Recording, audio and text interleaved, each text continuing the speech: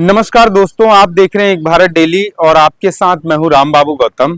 15 जनवरी को जब बहुजन समाज पार्टी की प्रमुख बहन जी का जन्मदिन था तो उस समय जो है उनके बर्थडे पर बहुत सारे लोग आए। जो लखनऊ में बहुजन समाज पार्टी का माल एवेन्यू रोड पर प्रदेश कार्यालय बना, वहां पर बहुत सारे नए लोग भी थे और बहुत सारे पुराने लोग भी थे। इन सब तस्वीरों में एक तस्वीर सबसे अलग थी जिसको लेकर के आज सोशल मीडिया पर चर्चा हो रही है। नाम है ईशान आनंद, जो कि आकाश आनंद के छोटे भाई हैं। लेकिन 15 जनवरी को अगर वो आए होते और उसके बाद चले जाते तो इतनी चर्चा न होती, क्योंकि 15 जनवरी को बहन जी का बर्थडे था और लोग शायद ये सोचते कि आकाश आनंद के छोटे भाई भी बहन जी को जन्मदिन की बधाई देने आए हैं और इसलिए वो चले गए हैं। कोई इतनी ज़्यादा चर्चा न करता, क्योंकि बहन जी के बर्थडे पर अलग अलग तरह से लोग दिखते हैं, नई नई तस्वीरें दिखती हैं। उस दिन लोग उनको जन्मदिन की शुभकामनाएं देने आते हैं। 15 जनवरी का दिन बीत गया, अब आइए 16 जनवरी को। 16 जनवरी को अगले दिन ही बीएसपी के लखनऊ में प्रदेश कार्यालय पर एक बैठक होती है और उस बैठक में फिर से आकाश आनंद के छोटे भाई ईशान आनंद बहन जी के बगल में खड़े हुए दिखाई देते हैं। तब इस चीज की चर्चा जोरों पर शुरू होती है कि आखिर 15 जनवरी को जब जन्मदिन बीत गया, उसके बाद अगले दिन जब 16 जनवरी को, वो भी जब पार्टी पर प्रदेश कार्यालय पर पार्टी के पदाधिकारियों की बैठक बहन जी ले रही हैं, तो फिर ऐसे मौके पर ईशान आनंद क्या कर रहे हैं वहां पर। अब ये सब भी छोड़ दीजिए, चलो हो सकता है कि वो 15 जनवरी को बहन जी को जन्मदिन की बधाई देने आए हों और उसके बाद वो 16 जनवरी को भी रुक गए हों, तो हो सकता है कि प्रदेश कार्यालय पर वो दिख गए हों। लेकिन इन सब के अलावा जो तीसरी सबसे महत्वपूर्ण बात है वो आपको और कहीं नहीं मिलेगी।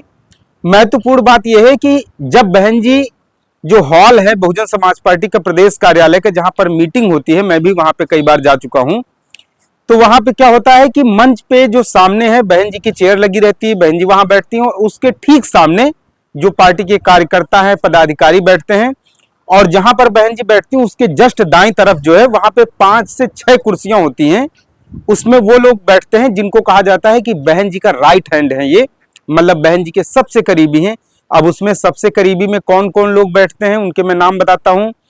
एक तो सतीश चंद्र मिश्रा जी वहां बैठते हैं, बहन जी के सबसे खास सिपह सलार हैं। बहन जी के जो पार्टी बसपा के नेशनल कोऑर्डिनेटर और बहन जी के उत्तराधिकारी जिनको कहा जा रहा है आकाश आनंद जी, उसमें बैठते हैं। इन सब के अलावा बहुजन समाज पार्टी के जो प्रदेश अध्यक्ष हैं विश्वनाथ पाल जी, बहुत संघर्ष करते हैं, पार्टी को हमेशा आगे बढ़ाने के लिए मेहनत करते रहते हैं। विश्वनाथ पाल जी वहां पर बैठते हैं। कई बार मैंने देखा वहां पर मेवालाल गौतम जी भी बैठे होते हैं या और भी एक दो पार्टी के जो सीनियर नेता हैं, कुछ को मैं नहीं जानता हूं, एक दो लोग वहां पे दिख जाते हैं। कई बार वहां पर जो है राम जी गौतम जी भी दिख जाते हैं अलग अलग तरीके से, लेकिन 3 चेहरे वहां पर परमानेंट होते हैं। पहला नाम सतीश चंद्र मिश्रा जी का, फिर आकाश आनंद जी का और तीसरा नाम है विश्वनाथ पाल जी का। ये 3 लोगों की सीट वहां पर फिक्स होती है। अब जब 15 जनवरी को एक चौथा शख्स वहां पर बैठा तो हर कोई चौंक गया, क्योंकि बहन जी के आसपास कौन खड़ा होगा, कौन फोटो खिंचाएगा, किसकी पोजीशन कहां पर होगी, ये सब पहले से तय होता है। लेकिन अगर कोई चौथा नया शख्स आ जाए और वो भी वहां पे बैठा हो जहां पर बहन जी के खास रणनीतिकार, जहां पर बहन जी के एकदम करीबी लोग बैठते हैं, तो ऐसे में जो है चर्चा होना स्वाभाविक है, लाजमी है।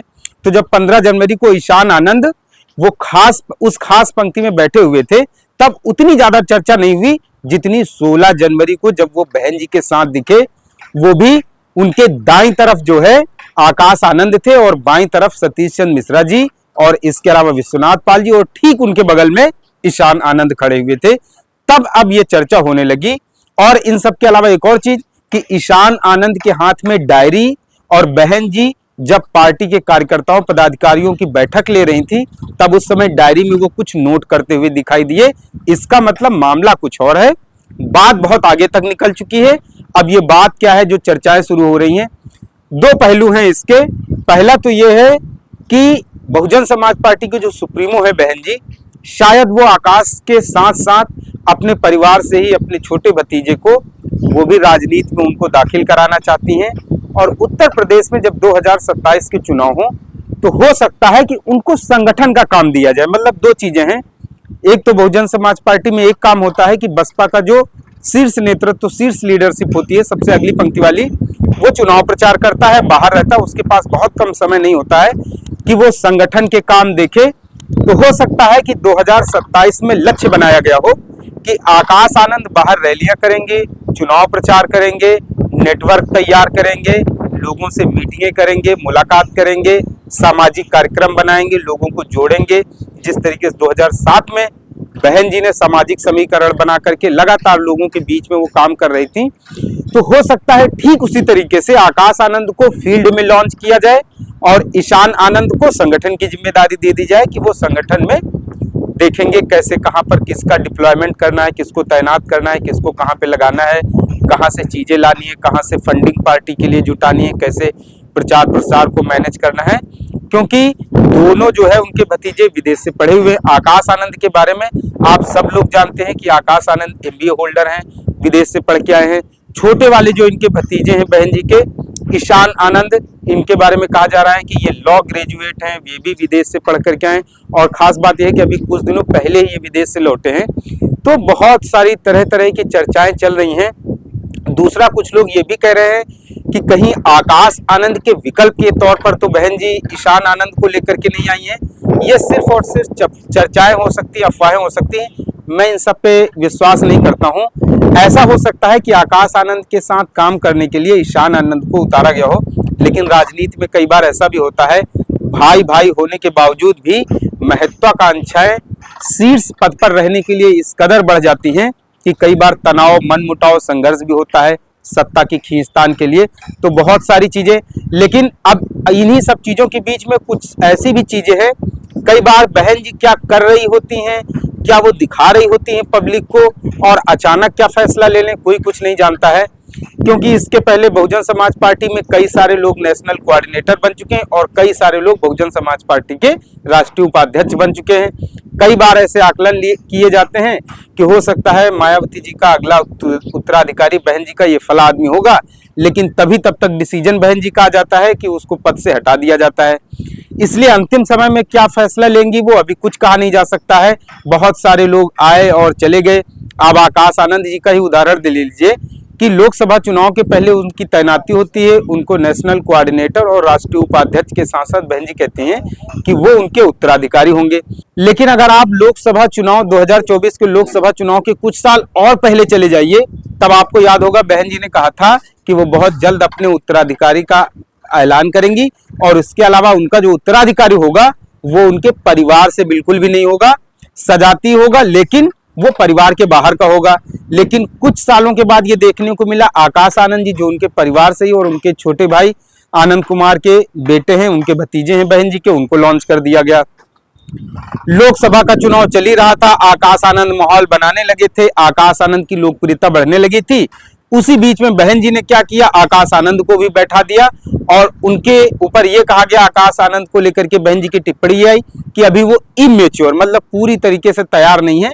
मतलब अगर मैदान में खिलाड़ी को उतारा जाए और ये कह दिया जाए कि वो खिलाड़ी अभी खेलने लायक नहीं है, कुछ इसी तरीके का आकाश आनंद के साथ चीजें हो गई। हालांकि लोकसभा चुनाव के बाद जब 4 जून को 2024 को बहुजन समाज पार्टी के प्रदेश कार्यालय पे लखनऊ में एक समीक्षा बैठक हुई, तो मैं भी उस बैठक में मौजूद था। हालांकि मैंने बहन जी से उस समय सवाल भी पूछा था। हमने कहा बहन जी, बाहर जो है बहुत सारे लोग इस बात का इंतजार कर रहे हैं कि आकाश आनंद की फिर से बहाली हो। तो उन्होंने मुस्कुराते हुए जवाब भी दिया था, मेरे पास अभी वो वीडियो भी मौजूद है। उन्होंने कहा था आज अच्छी खबर आएगी। उसके 1-1.5 घंटे बाद जब बाहर लोग निकले, बहुजन समाज पार्टी के पदाधिकारी, अंदर जो लोग मौजूद थे, उन्होंने कहा बहन जी ने आकाश की बहाली कर दी। तो उस समय आकाश आनंद की बहाली भी हो गई। लेकिन अब अगला फैसला बहन जी का क्या होगा पार्टी में, क्योंकि पार्टी लगातार 2012 के बाद जितने भी चुनाव हो रहे हैं उसमें प्रदर्शन भी पार्टी का खराब होता चला जा रहा है। बहन जी किसी पार्टी से गठबंधन भी नहीं कर रही हैं, अकेले चुनाव लड़ने का फैसला लिया जा रहा है। अच्छा, गठबंधन नहीं करने का फैसला जो है उसको भी सही साबित तब ठहराया जाए जब पार्टी को फायदा हो रहा हो। 2024 का जब लोकसभा चुनाव हुआ, बसपा ने अकेले चुनाव लड़ने का फैसला लिया, तो कुछ लोगों ने कहा है बसपा हो सकता है कुछ सीटें ले आए, उसके बाद बार्गेनिंग करेगी। लेकिन 2024 के लोकसभा चुनाव के बाद जम्मू कश्मीर का भी चुनाव हो गया, हरियाणा का भी हो गया, महाराष्ट्र का भी हो गया, झारखंड का भी हो गया। तो सब जगहों पर बसपा ने अकेले चुनाव लड़ा। हालांकि हरियाणा में इनेलो से गठबंधन हुआ था, लेकिन वो भी सफल नहीं रहा। तो ऐसे में बहुजन समाज पार्टी आने वाले समय में क्या फैसला लेगी, क्योंकि अकेले चुनाव लड़ने से भी उसे फायदा नहीं हो रहा है। सीटें न कहीं सही, कम से कम वोट परसेंटेज ही बढ़े, वो भी वोट परसेंटेज भी नहीं बढ़ रहा है।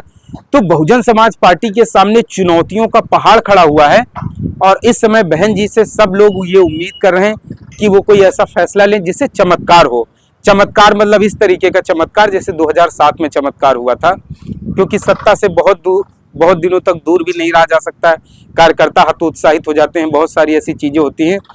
फिलहाल आने वाले समय में आपको क्या लगता है कि 2027 के चुनाव में आकाश आनंद पूरी तरीके से उत्तर प्रदेश में विधानसभा चुनाव का नेतृत्व करेंगे, या फिर बहन जी अभी आकाश आनंद को ट्रायल बेसिस पे जैसे अभी दिल्ली में उतारा है फिर बिहार में उतारेंगे? आपको क्या लगता है कि 2027 को लेकर के बहन जी आकाश आनंद को लेकर के क्या फैसला लेंगी, या फिर विधानसभा चुनाव में आकाश आनंद की बजाय ईशान आनंद को कोई बड़ी जिम्मेदारी मिलने वाली है, या फिर ये सब चीजें जो बहुजन समाज पार्टी में हो रही हैं इन पर बहन जी कोई प्रैक्टिकल कर रही हैं, बहन जी अपने परिवार पर कोई प्रयोग कर रही हैं? बहुत सारी ऐसी चीजें हैं।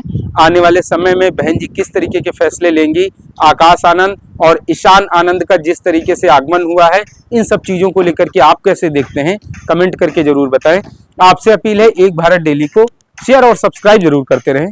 धन्यवाद।